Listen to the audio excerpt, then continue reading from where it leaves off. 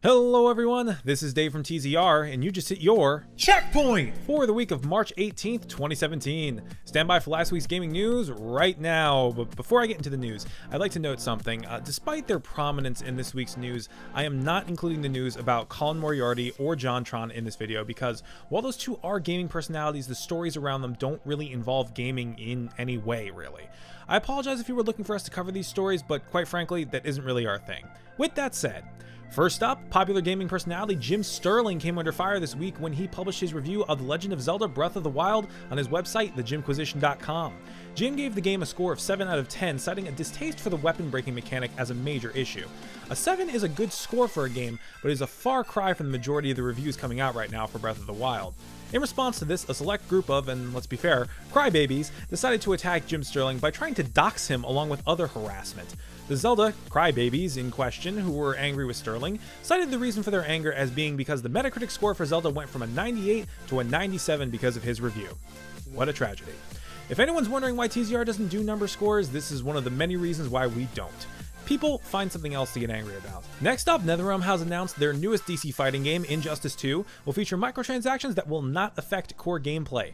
The currency that you receive from paying actual money are called source crystals, which can be used to buy cosmetic items only. This system falls on the less egregious side of the microtransactions business, as the purchases do not give the player an advantage, so good on you, NetherRealm. Injustice 2 launches on PS4 and Xbox One on May 16th. Last up, Mass Effect Andromeda is officially available for preview on EA Origin Access right now, and gamers all over the world are diving into the first 10 hours of BioWare's latest installment in their Interstellar Adventure series. Not everyone appears to be enjoying the game, however, as media outlets are now sounding off with their first impressions of Mass Effect Andromeda.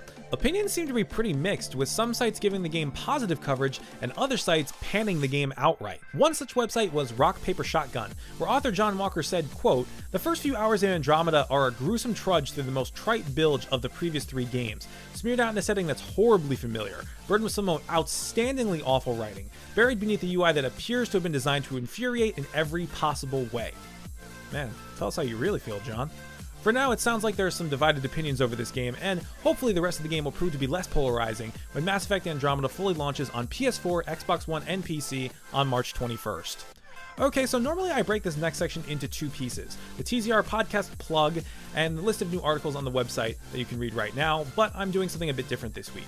Last week, TZR went to PAX East up in Boston, Massachusetts, and we had a ton of fun. We played so many games, but there were only a select few that we picked to be our favorite games at PAX. Which games were those? Find out in this week's episode of the TZR podcast, link will be right down below.